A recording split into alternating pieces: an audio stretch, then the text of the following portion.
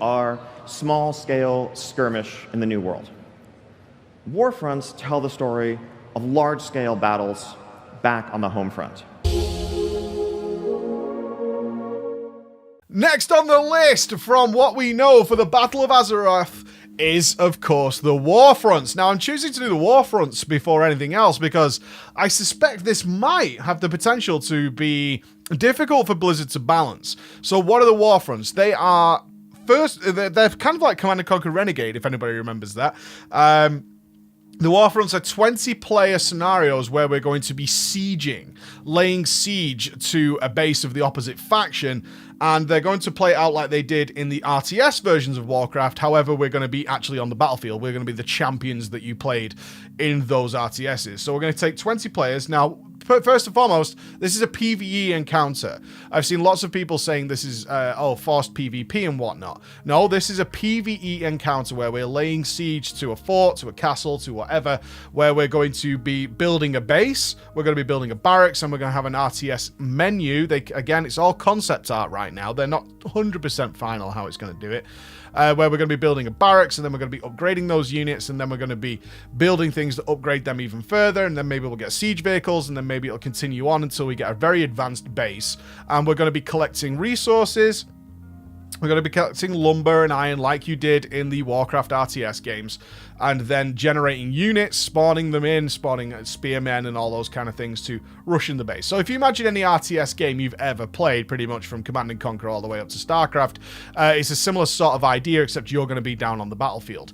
Now, my big question is here, obviously Azerite is going to be one of the big rewards for this. So check the previous video on Azerite if you're not sure how that system works. But the questions I have for this, one, it looks fun. It looks really fun. It looks like it's going to take some coordination. It's totally puggable. They mentioned that it is queuable to do this. How that's going to play out, I don't know. And that's the question I have. Is this going to be a limited thing that you could do a couple of times a week, once a week, every day, spammable? I want to know the answer to that, because typically any PvE encounter that involves 20-odd people has decent rewards tied to it. So you think about stuff like world bosses, or you think about Tol Borad and going and doing the PvP bosses. All those kind of things have very good rewards. Typically they have like raid tier sets, or they have very high item level stuff that drops from there because it requires a lot of people to overcome a decent challenge. How does this work for organized groups? And I think that's where Blizzard needs to be very careful with this, because if it's designed to be done by random groups, which this obviously is, there is no doubt about that, unless they add some sort of difficulty choice, which I would be interested in seeing, is some sort of difficulty choice, is this going to be excruciatingly efficient for groups to farm? Certainly if you've got access very easily. I could certainly see, as somebody who streams World of Warcraft, I could throw together a Warfront very, very quickly. I could throw together a Warfront of very decent players very, very quickly and organize it in such a way that we will finish it in the most efficient way possible. How long that will take, I don't know, but we could certainly do it way, way faster than a group of random people doing that. And if this becomes super efficient, it could be overwhelmingly good, and they're going to have to limit it and scale it back. I'm hoping that this is a limited time thing, like a once a day type thing or something along those lines, to really limit how often they do that. But I don't think they want to do that. I would hope they do that. Either that, or they're going to have to really limit your rewards. A good idea would be something like you get a really good reward guaranteed for your first one, then maybe a chance at something, or vastly reduced Azerite for doing more and more of them, so that they don't tempt players into forming groups that spam this and completely unbalance the Azerite system. That's the issue there, because you might say, what's the problem? If I get an organized team, isn't that just like RBGs? Isn't that just like organizing a normal pug or a raid or something like that? What's the big deal? No, you're absolutely correct. It's just that there is a scenario type system which has a clear and bold strategy to it, and as it's not scaled on like a boss by boss terms, it's just simply, it's going to be a case of building the base as quickly as possible, getting that done, and then defeating whatever's left over. An organized team could absolutely smash through this in comparison to a pug team. How is that going to play out? That's my only concern. I'm fine with it if they leave it as something that you can spam and you can get done very quickly. But creating massive Azerite imbalances early in the game and going forward could be a big problem. That's what I'm saying. You've got to look at the long game here.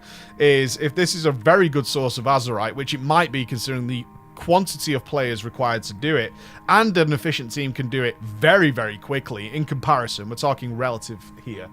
Then we could have a big deal on our hands, is Blizzard having to tone that down. They have ways of fixing that. I'm sure they've thought about it already. I will say, as 20-player scenarios, thinking back to...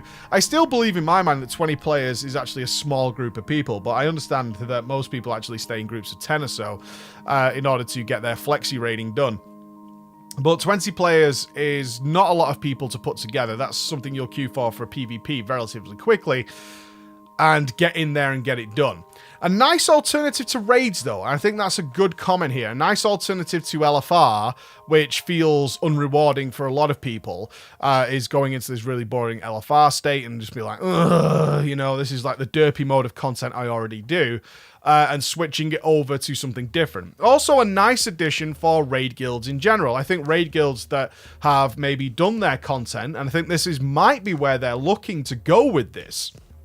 If you're in a raid guild that does normal and heroic, and you finish heroic, which was something that happened in Legion quite often, but you didn't have the right setup, the right team in order to try Mythic, then in fact you can actually go and do Warfronts as your team as well, and you can have an organized team doing Warfronts as a nice alternative to raiding that isn't just you either get a big group of people and you go raiding or you go PvPing.